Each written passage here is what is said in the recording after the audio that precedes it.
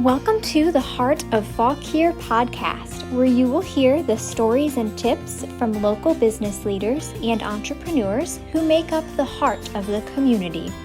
Discover what makes Fauquier so wonderful and be inspired by the journey of local success stories.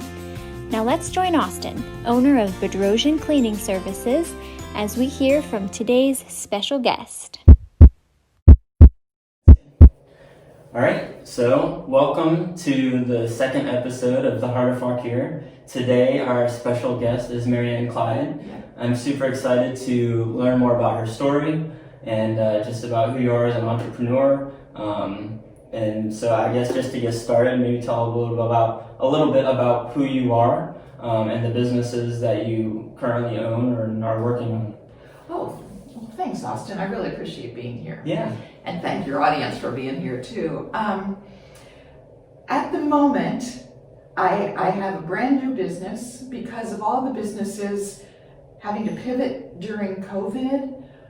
And I realized, I have the experience of like 30 years of being a therapist and helping people through crises and had many businesses over the years and so forth.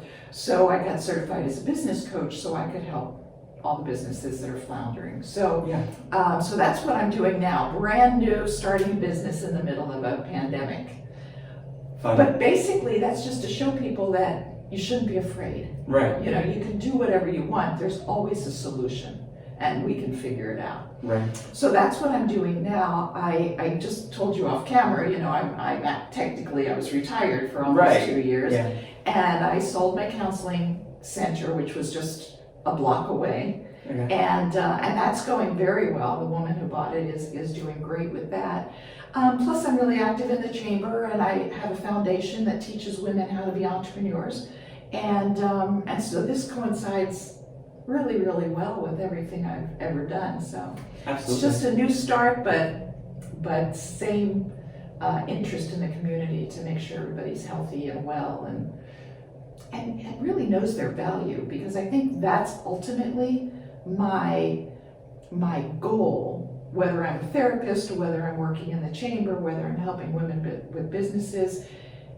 They have a value, they have a story, they have a purpose for existing, and there's a reason, I think, that we are all supposed to fulfill the dreams we have in our hearts. Yeah, absolutely. You're not me, I'm not you, you've got your dream, I've got my dream, and we each express it in a different way and reach different kinds of people on different terms. And I think that's how we take our chaotic world these days and make it okay. Right. So that's the goal. Yeah, Make absolutely. the world okay. Yeah. Everything's fine. For sure. Yeah. And just so that people are totally clear, what's the name of your business that you just started 2 weeks ago? Just started Business Your Way. Business Your Way. Business coaching, simple, focused, and effective. Awesome. Perfect. And just like you said, right now with the pandemic, it seems crazy to start a business, but really, because of the business that you're doing, that it's so necessary now more than ever, because there's a lot of new ground that, there's no playbook right now. It's just you're trying to figure it out, and to have a coach is important. That's right. And then with all the experiences that you have, that you can walk someone through it, it's great. And also the foundation you mentioned is Be the Change Foundation, is that right? Yeah. How long have you been working with them? Or? That'll be 4 years old at the end of next month.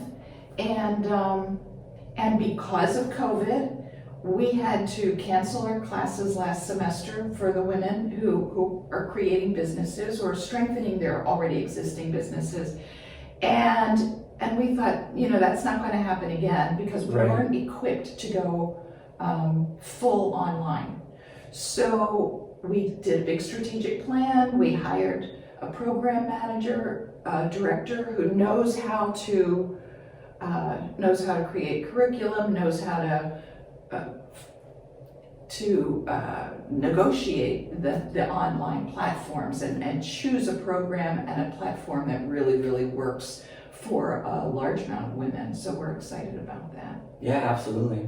Yeah, and you don't want to be slowed down by the environment, so if you want to keep being able to serve, so that's super important. But now you won't have to worry about it because you're totally prepared for anything now. That's exactly right. Yeah. So I think a lot of people did stop in their tracks because of everything that was changing. But I think the majority of people have learned how to overcome, and we're just going to be stronger here on out and figure out ways to, impact more people than we did before or ever thought possible, because, an online platform for some businesses didn't seem like the way to go before. Like, it just didn't make sense. But now, when you're forced into it, it can make you reach that many more people even when things go back to normal. Yeah, I've heard churches that just are kind of ecstatic about the way their churches are growing. They're getting, even internationally, because they didn't have the capacity before, when you're an in-person church.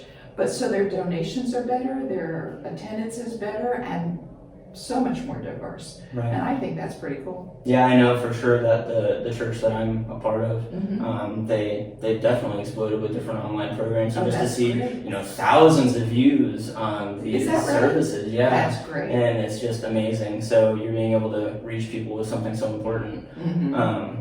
So to look a little bit more at your background, you talked a little bit about it, but how and when did you first have your entrepreneurial bug that you had to, fix, kind of thing? When did you start this journey? That's a good question, because that was a very long time ago, because I'm always somebody that doesn't like to be told what to do. Yeah. I think there's a lot of people like me running around. For sure. And I wanted to do something, but I had young kids. And so we're talking a long time, because my kids are all grown up. And just at the time, I started a little gift business, where I could hire people to make a craft, and then we could sell those things, different kinds of crafts and stuff. So it was a home-based gift business. Yeah. So we could have home parties and stuff like that. And so that was the first time I did that, and that's when my kids were very tiny, and now my baby is almost 38. Yeah. So that's how long I had the bug. I've had regular jobs when I had to, but mostly everything I've done is entrepreneurial. And when I became a therapist, which was about over 30 years ago now, again, I had to be flexible for school, for the kids. I had to be able to move when necessary, because my husband had a job that sometimes moved him around the country. Right. We even moved to Japan. Yeah. So every time we were in San Diego or Boston or Great Falls or Sterling or Warrenton or even Tokyo, when we lived there, I could have to pick up and restart a business and oh wow. And fit it into the schedule and the community and meet the needs of that particular community. So it was, plus I've had several. I mean, we've had a house flipping business at one time, and we've been involved in some multi-level marketing kind of stuff from time to time as well. Yeah. And just lots of stuff. I'm open. Yeah, lots of experience, and that's awesome. And obviously you've had really good success in most or all of them, so that's amazing. That's awesome. Yeah. What would you say is, you mentioned, you touched on this a little bit, I think, but maybe to expand on it, what's your favorite part about being an entrepreneur? Not being told what to do. Not being told, yeah. But really, I think it's because I can create my vision and my goals and marry it with a sense of purpose, whether it's, because I do a lot of humanitarian work and I travel to developing countries, so I could take my therapy skills and trauma skills to work with people in Sierra Leone during the Civil War there, amputees we worked with. In Cambodia, we worked with trafficking victims. In other countries, we worked with micro-enterprise development, which is kind of in the back of my mind why I started Be the Change Foundation. Right. And so the different countries enable me to use different parts of my skills. And so I can actually be doing humanitarian work and working at the same time. And to me, that's just that's what made me start Business Your Way. I think everybody should have a business that works for them and they don't work for their business. Yeah. And I think that a lot of people, when they first start on this journey, it's almost like they start their own job, which is fine, but you end up serving the business and it's just kind of keeps going. Right. And I'm sure with your coaching, you show people to work on your business is serving you, your business is for you. That's, the name of your business. So obviously that's the whole point. That's right. I think these Hero on the Mission workshops that I'm starting to do now are such a powerful way for people to really express their really big long-term vision, and then create a framework around it about how to actually get there. And so, we all have these awesome dreams and we're going to change the world and everything. But after a while of running into an obstacle here and there, and then we get discouraged, and then we get scared, and then maybe we don't make the money we want to make right away, and we think, I'm not going to do it. But this workshop enables you to create a framework around what you want to do and how you're going to get there this year, today, 5 years, 10 years, and beyond. And so that I've got the fire lit under me because of that. That's really an effective tool, and I think everybody should take it. Yeah, absolutely. Mm-hmm. Yeah, having that plan in place, and it's not easy, I would say. People who aspire to be an entrepreneur or just starting, it's easy to see the 10-year, 20-year plan and be like, I am going to save the world and conquer things. Yeah. But then it's like, well, what do I do today? Instead, what do I do next week? Yeah. Because you only have now. And you only have today to make money. Yeah, right. So if your goal is making millions of dollars, so are you doing something this week to make money? And there's nothing in the world wrong with making money. And because I think not only can we provide for our families, but the more money we can make, the more of an impact we can have. Look at all the hungry people, all the food pantries, this, shall we call it COVID year or whatever, are just begging for food or gifts for kids for Christmas, or somebody in my community is working to buy gifts for foster kids in our community, because even some of the foundations around, really their donations are down, so it's the successful business people that can really help. Yeah, I agree. And really the name of this podcast, The Heart of Fauquier, a big reason why we named it that is because I believe that the business leaders and entrepreneurs are the heart of the community. Yeah. And you even mentioned, you said it a few times, serving a community or humanitarian efforts. That's really at the heart of so many entrepreneurs. Probably all of them, really. I would say definitely most. Yeah. They're not just building their business to, have all this cash flow. That's part of it, but you are doing the cash flow so you can bless others and so change the community. A really powerful life, and that's what you're doing. You're so creative in the way. You have the history that you have with businesses and so forth, but you also have, well, geez, wouldn't it be fun to do a podcast, and wouldn't it be a great way to promote other businesses, and wouldn't that be a great networking tool, and wouldn't that be a great way to find out what's going on in my community, and so there's so many. An entrepreneur's mind is kind of like crazy all the time. It's like, I can do this, I can do this, but once you get focused on what you're good at and you do it, then that can go ahead while you're being creative in these other ways. And I think that's fascinating with what you're doing. I think Thank that's great. You. Yeah, I appreciate that. That's awesome. And I hope it is a big blessing for people, and people can learn, and obviously I'll be able to grow through it. So it's going to be a lot of fun. Absolutely, yeah. So obviously we're thinking about the big successes, but you mentioned earlier some people hit roadblock after roadblock and quit. What would you say is one of the biggest roadblocks that you've hit and had to overcome as a business owner? I think, I've had businesses that we started that we thought, this isn't us, we don't want to do this, whatever. But those I don't think are roadblocks, those are just learning tools. I think the biggest roadblock, and even still now, in my morning routines in the morning, when I go through, I will write down the struggles that I'm having internally, because those are at least for me, those are my biggest roadblocks. Is, oh my gosh, I bit off more than I could chew, or okay, I'm doing this thing, but oh no, I have to have people like attend this thing, or oh great, I'm doing business coaching, but I actually have to have clients, and Right. how do you get clients? And when I was a therapist, when I moved into town here for the very first time, I sent a press release to it was a Fauquier Democrat at the time, and because it's such an awesome community, they did a front page feature on that opening of business, and within that week, I had my first clients as in my therapy practice here. Wow. And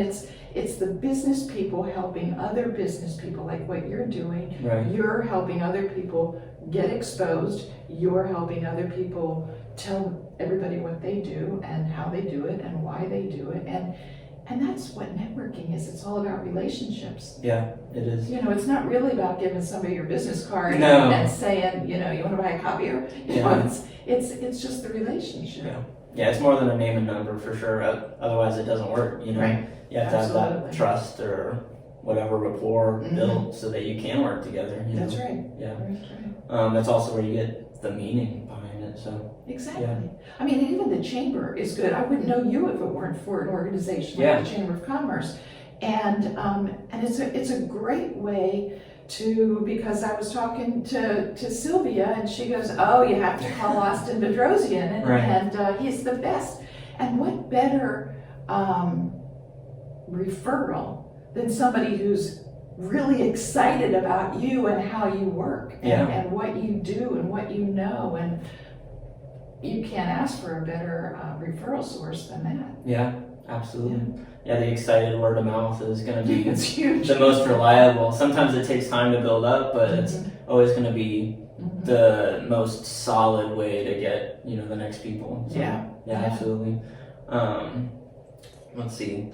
What would you say? So I said something about roadblocks, and you also said you've started businesses, and then it's kind of like, What would you say is the biggest failure you've actually had and had to learn from?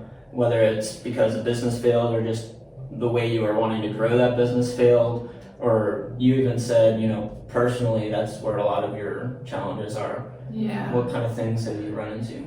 The truth is, you're saying what failures have I had, and I really, the honest to God truth is, I don't feel like I've ever failed. Yeah.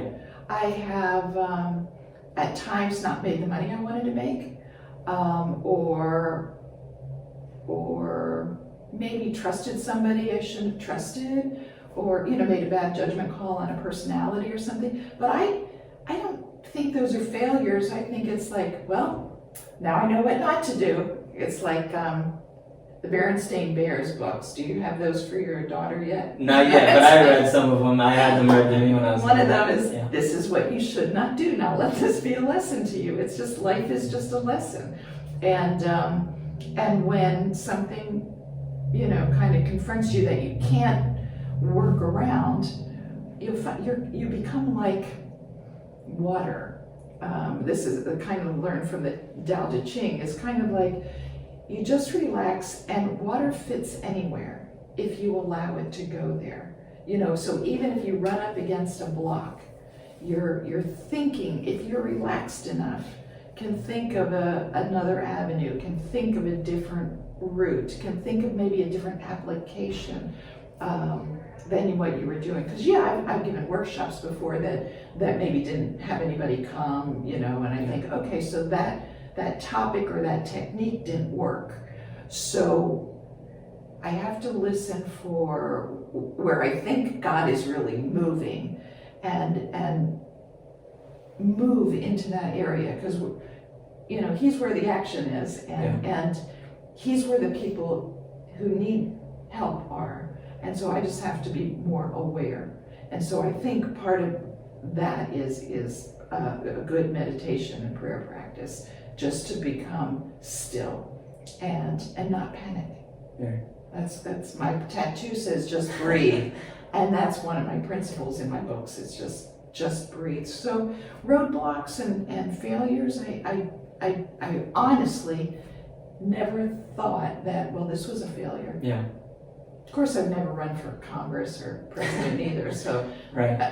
But even that, it would just be, oh, if I didn't win, then I'll try next time, Yeah, and I'm not a big history buff, but even thinking of famous presidents like Lincoln, I know he failed over and over and over again politically, and then he made such a big impact. But I feel like Thomas Edison, same thing. Right. Yeah. Right. Yeah, and I feel like the way you're looking at failures just shows that you've been an entrepreneur your whole life, and then because so many people who are in the job world or have maybe tried a business and then it didn't work out for them because of whatever reason, they look at the things as failures that you see as a learning and a way to circumvent it or do better. And I think that's why you've been successful. You just you see it as a learning and keep going. Because I really, and that's been my profession for so many years as a therapist and even as a business coach, is kind of like, it's how you think about it that makes it a failure or not.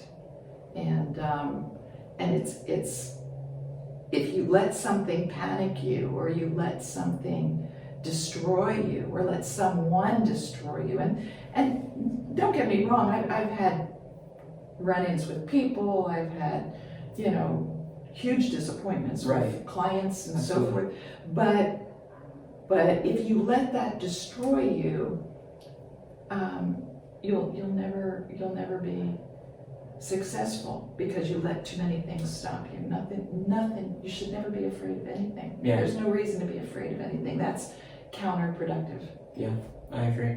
You mentioned something, and it was in passing and so nonchalant about books you've written. Is that what you said? Yeah. So see how you've got this up here? Yeah, you've got to tell me about this. I did not know you were a published author. They got 3 Amazon bestsellers back there. Okay. The first one came out in 2013. It's called Peaceful Parenting, 10 Essential Principles.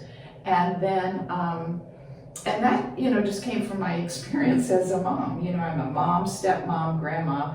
And so we've learned a thing or two about what works and what doesn't. Yeah. And if you've got 8 kids, you got 8 different problems, 8 different sets of personality, so I thought at least I've learned something. May not have been, I may not have been a great mom way back then, but I sure could be now, And then my book Unleashed: Practical Ways to Get Your Life Unstuck was a teleconference that I did, and over the course of several days, and I thought, well, heck, I'll just put it in a book, and so that was just transcription of that. Okay. And then the most recent one, Zentivity, how to eliminate chaos, stress, and discontent in your workplace. And that's the one that's most focused on business. It's the same 10 essential principles, and they all start out with connecting with your creator, establishing a good meditation practice, strengthening your awareness, because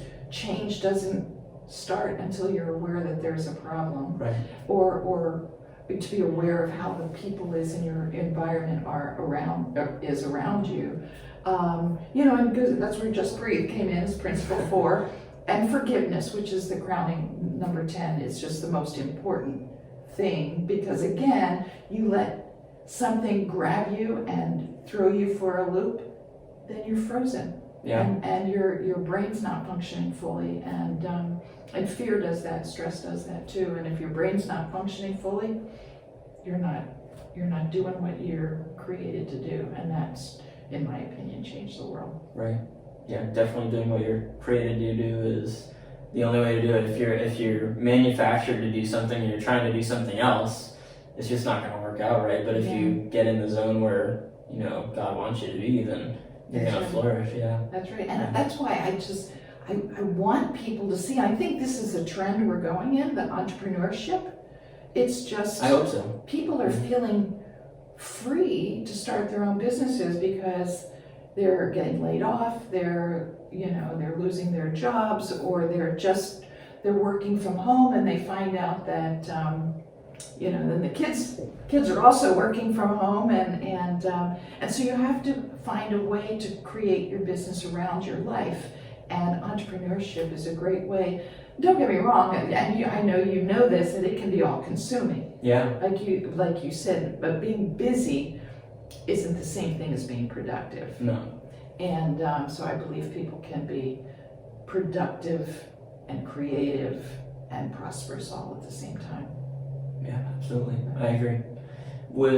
If someone's watching this and they're thinking about writing a book, what would be your biggest advice for someone writing a book? Because I know it's a huge accomplishment, and there can be, I mean, it's all on you, you know, your deadlines and whatever words. What would be your advice for someone who wants to write a book? Well, you said deadline, and it's so funny that because I think one of the best tools that we can have for productivity is to create deadlines for ourselves. And so I did them all three differently, and the one I'm working on now I'm doing differently again. Because the one I'm working on now, it's part of my quiet time in the morning, and I'm writing just a few pages every single day about my internal experience with this new business, you know, and so it'll be focused for business people.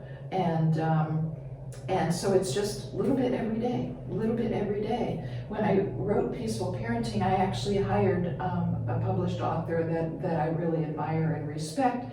And I said, I'm hiring you to keep me on track. So I write, I think it was at the time, 3,500 words a week. Okay. And then you read it, send it back, and say that this isn't going to work, or you're on the right track, or you might want to think of this. And not that she was an editor, because that's not what I wanted her to do, but I just wanted her to keep me accountable. So if you set little bits of accountability, technically, if you write 1,000 words, no, I think it's more like, you write 2,000 words a week, you have a 200-page book in 6 months. And and that, of course, that's the rough draft. Keep re-editing. Then you actually have to do something with it and so forth. But it's a start. Once you have the framework, it's a start. And the way I did, Zentivity, I just got a whiteboard out and said, I'm going to write 10 chapters. What 10 areas do I want to concentrate on? And then I just took all the material in my head and put it into categories that way. So there's it's just creating these little games with yourself, little bits of accountability, and putting a framework around it. That's the whole thing, you know. Yeah, absolutely. I know. Are you familiar with Bob Goff? He has a few books. He was a podcast guest of mine 3 times on parenting. Really? When I did Peaceful Parenting. Okay. Go look at my YouTube channel. Yeah, I will. I didn't do enough homework on you, I guess. There's all these new exciting things I'm finding out, which is good. That's why I'm doing this. Because I'm old. I've lived a lot of life. Right. But that's the cool thing, though, and that's what I want to teach people to do is. Yeah, you can own a business, but I mean, make it your life. Yeah. You're not make the business your life, but make it a part of your life. Last year, maybe you did, because I didn't even know you last year, but last year I climbed Mount Everest. Oh my goodness. Not ever. I just went to base camp. Yeah, but still. But it was for a cause, and so I was raising money with a wonderful organization that I've traveled with. I trust them, that if I raise money for them, that money will go to the projects that we did. So we raised money for clean water around the world. And we gathered a few people for a team, and we went with a professional mountain climber and sailor, and she was awesome, and we had a great time. And not that I'm going to run out and do it again anytime soon, because it's hard to breathe up there, but that was something cool. And it was because I'm an entrepreneur, and because I could have free time. I could train, I could, I could do something I would have never done before. And then have the thought process to even get it done. There's so many ways or times you can turn around and quit because it's a big deal. It's hard. Getting there to Nepal or wherever you start out is that's already all these big feats that you're taking. But just like writing the book, you put a framework around it, and it's like, oh my gosh, I have to climb how high? and breathe what? So it was, so what do? You hire a trainer, you join a hiking group, and you just little bit by little bit get in shape, and then in 6 months, no sweat. Yeah. So Yeah. But that's how you do everything, you know, and anything is doable in bite-sized chunks. Right. Otherwise, I'd never go mountain climbing. Yeah, I agree. I've heard inch by inch, anything's a cinch, yard by yard, it's hard. That's right. Or how do you eat an elephant one bite at a time, you know? That's Success is every day, not in the future. Those little sayings are really wisdom. They really are. Yeah, they are.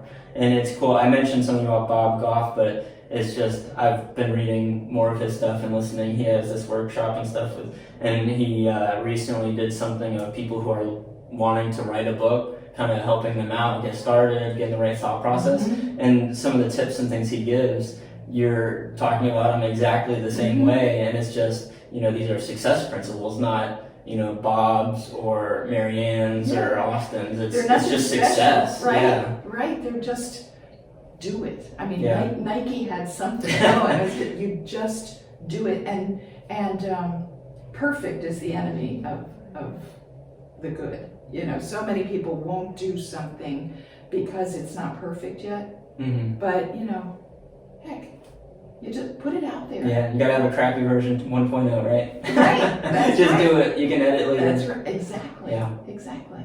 Great. With your new business, Mm-hmm. with coaching, what would you say how would you describe the importance of coaching for someone just getting started in business or someone who's seasoned and thinks, you know, I kind of am successful already? Mm-hmm. I would say coaching is important for both. I'm sure you agree. Absolutely. Well, I do. How important is it and why? I think, especially these days, and because I know I struggle with, you know, the day-to-day disappointments or fears that wake me up in the middle of the night and think, oh, you know, did I do this? Did I do? If you can have somebody walk through with you the steps you're trying to take, not tell you what steps to take, but help you create your own plan and your own vision and your own way of doing something, and just be a guide to that person, it's just so much easier. You know, a lot of times entrepreneurs are introverts and like to be by themselves, and I'm an introvert and I like to be home, I like to be by myself, I like to pet my dogs and drink my wine and just be by myself.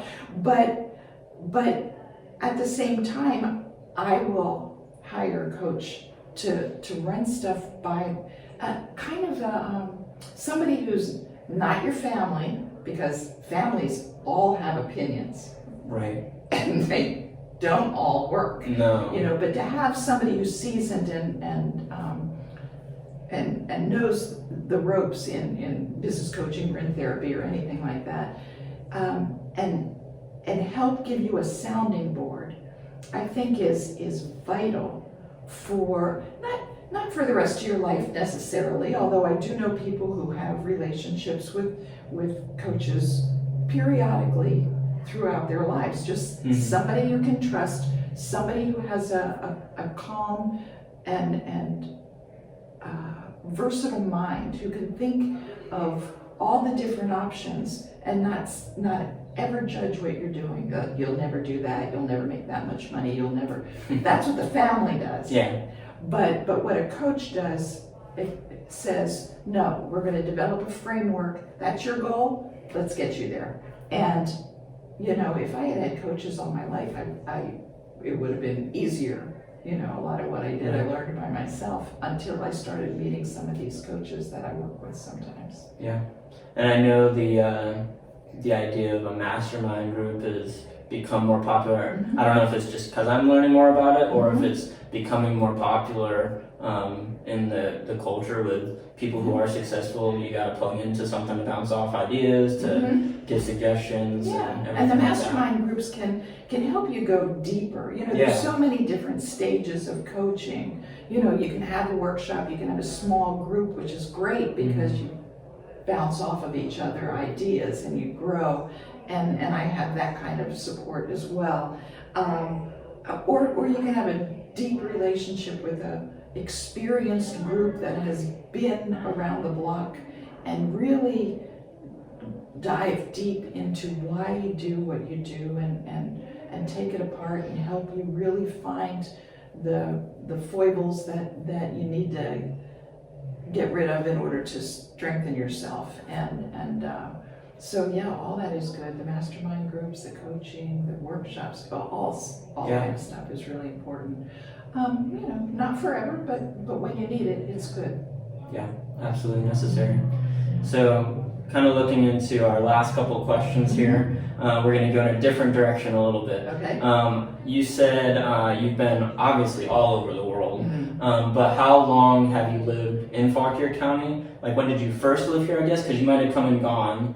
And then how long have you been here not moving all over the world with Japan and everything else? That's a great question because it was after, I actually live in Rappahannock County, but Yeah. set up my counseling, when we got back from Japan in 2010, I decided to set up my practice in Fauquier County because of the community it was. And I know people could come from, Richmond or DC, Alexandria area, and it was a central location because at that time Zoom therapy wasn't the big thing, and where people were still driving far to come, and it was a good central location for people who wanted to work with me. So that's what I did, and I fell in love with the community right away because, like I told you, the newspaper was so supportive right off the bat. Mm-hmm. The chamber, so supportive, and great people, and yeah. So basically, that was in 2010. Okay. And then, and I just consider Fauquier my business world, even though I don't actually live here. I live down the road towards the mountains a little bit more, but this is where my business life is. Okay, perfect. What would you say makes, you alluded to it a little bit in a business sense, but what would you say makes Fauquier so wonderful? How would you describe it? And again, it is, I find the people so authentic and willing to not only share their expertise, because I find when somebody's really generous with information, like when I was looking to build a website or looking to rebrand myself and stuff like that, the woman that I actually hired was somebody that she was just really, really basically helpful and knowledgeable and willing to share. It's not the kind of community that's so closed up that, well, I don't know, you're gonna have to pay me for that, that kind of thing. It's we can help you, tell me what you need. We also do an event called Generosity Feeds to feed the kids who are challenged with hunger. And when I went to raise money for that, I go to some of the leaders in the community and say, hey, we're doing an event to feed hungry children. You want to chip in $1,000? And I got, yeah, here you go. Wow. Because, well, who doesn't want to feed hungry children, first of all? But it's such a generous community, not only financially, but with their time, with their expertise, and with their friendships. I've made really, really good friends here. Yeah, that's great. Yeah, it's an awesome community. Okay. The last question that I'm going to have is, where are your favorite spots in Fauquier County for whether it's, restaurant, entertainment, just to sit and just breathe, like you said? Right. Where are your favorite spots? I do that a lot. Well, and they've even morphed over the years, but one of my go-tos on Main Street for to meet friends for lunch or a drink or something like that would be Denim and Pearls, Okay. Black Bear Bistro, for a cup of coffee, Great Harvest, and he was really helpful during the pandemic. Okay. Pablo, who owns Great Harvest, he started baking bread and giving it to the food pantry, and then people saw that he was doing that, so people started donating money so he could bake more bread. And that's what I mean, that community just pulled together, and they see what's happening and what the need is, and they jump right in. Yeah. And that was awesome for me to see. And that was So those are places, plus then you got your wineries. And I love Barrel Oak, I love Pyramid Cellars, and even out in Rappahannock, there's a few that I like because they're like down the street, Godino Cellars. Yeah. And my very favorite go-to restaurant when I need a place to go and just get a hamburger and a drink is the Griffin Tavern in Flint Hill. Okay. And Debbie Donahue, who's the owner of that, is also a member of the Fauquier Chamber.